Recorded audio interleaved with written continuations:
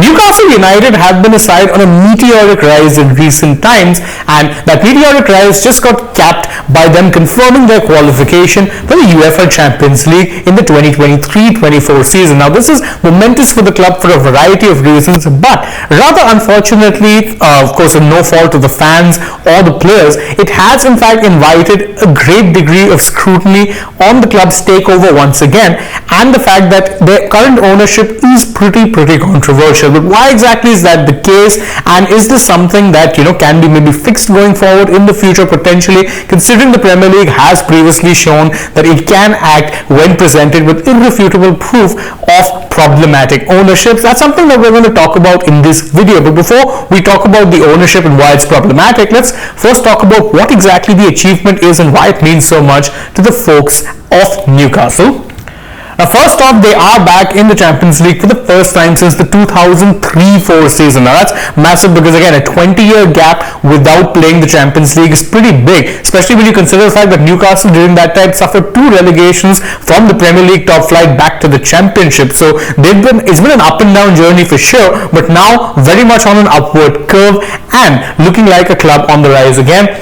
It's a major turnaround from the relegation, and their new ownership and of course their new head coach have been key to that rise, in fact, which they've been experiencing in recent times. So who's the head coach exactly that we're referring to? Of course, the man is Eddie Howe. Now, Eddie Howe has been very important to their resurgence because prior to him being there, Steve Bruce was not doing a good job, yet Howe has come in and they've spent a bit of money. In fact, they spent about £254.4 million has been their net spend since the time the takeover has taken place. But what he's also done really well is work out a formation that works well for all the players, and also individually improved a lot of the existing players who are already there in the squad. The likes of Linton, Fabian Shaw and the likes have all shown significant improvement under the coaching and care of Eddie Howe. So all of this in normal circumstances will make for a pretty great story. Why is it that this isn't being talked about probably as much as it should be?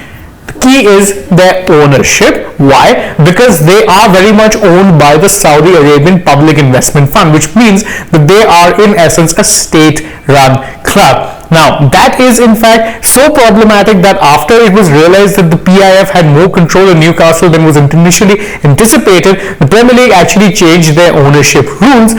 And it is worth noting that having such ownership has previously proved that it can very well be unfair financially to clubs that are competing with these clubs. Because again, who are the most dominant club in the Premier League right now? It's Manchester City. Who are they owned by? The state of the UAE and Abu Dhabi. That's who. They have a lot of money that's coming in. The same can be said of clubs like Paris Saint-Germain and of course until more recently Chelsea, because of course they were owned by a Russian oligarch in Roman Abramovich. But the key is that when it came to light that Abramovich was in some ways linked to the atrocities taking place in Ukraine, well, around that point the Premier League were forced to step in and they chose to actually ensure that Abramovich sold the club. That's the key problem with Newcastle here as well, and in fact many other clubs. How is it that a Newcastle or a City are any different to a Chelsea who are owned by a quote-unquote sports washing organization? And that really is the major problem when it comes to their ownership. It isn't or should not be fair for a state to be owning a club, because again, the purposes that this club will be used for are not exactly sporting gain but for political clout the world over, and that has been a problem that we've been talking about a lot, because of course you had Qatar host the World Cup in 2022, and that was a prime example of sports washing. Same could be said of the 2018 World Cup in Russia. And these are issues that, whilst being spoken a lot about, there's probably not enough being done to ensure that this is curbed. So whilst it's good for Newcastle that they're back in the Champions League for the first time in 20 years, maybe there needs to be more looking at as far as what their ownership is, because again, it won't really be fair on other clubs, but at least that's how I feel about it. How do you guys feel? Well, you can let us know in the comments below, and don't forget to like this video, share it with your friends, subscribe to the channel and tap that bell icon. Also follow us on Twitter, Instagram and Facebook. Don't forget to download the SportsTech app, and if you're already on the channel, well, go ahead, check out some other videos that we've done. But for now, from my side, goodbye.